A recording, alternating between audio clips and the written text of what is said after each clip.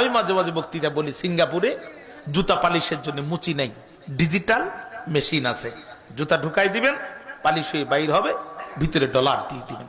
বাঙালি যে যখন জুতা ঢুকাইছে আর পালিশ হয়ে বাইর হয়ে গেছে, বাঙালি দেখে টাকা নেওয়ার লোক নাই, কাল বিলম্ব না করে বাঙালি ফতোয়া আবিষ্কার করে দিছে, যেখানে মানুষ নাই ওখানে টাকা দেওয়া জায়েজ নাই। এখন বাঙালি শুধু জুতা ঢুকায়, পালিশ হয়ে বাইর হয়, পাই দিয়ে হেঁটে যায়, একটি টাকাও দেয় না।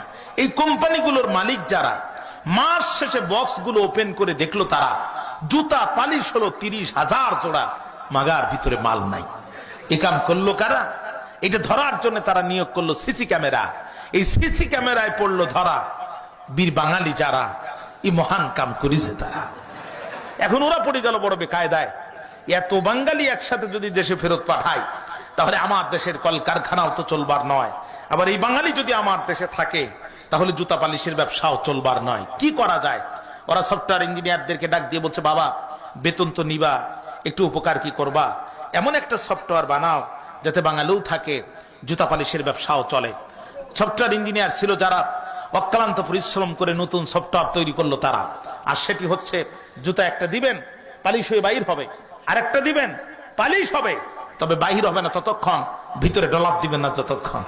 বাঙালি কয়, এই সামান্য বুদ্ধি দিয়ে কি আর আমাদের আটকানো যায়? বাঙালি এক মেশিনে জুতা একটা দেয়, পালিশ হয়ে যখন বাইর হয়, দ্বিতীয় জুতা ওই মেশিনে দেয় না, ও সামনের মেশিনে যে আরেকটা মেশিন পায় ওখানে আরেকটা দেয়, এখান থেকে একটা ওখান থেকে একটা, এই দুই মেশিন থেকে দুই জুতো পরে বাঙালি বীরের মতো হেঁটে যায়। বলছিলাম না ভাই, এদের কাছে অসম্ভব বলে করে জিনিস নাই। এরা 1981 সালে জন্মগ্রহণ করার পরও 1971 সালের মামলার প্রধান সাক্ষী হয়।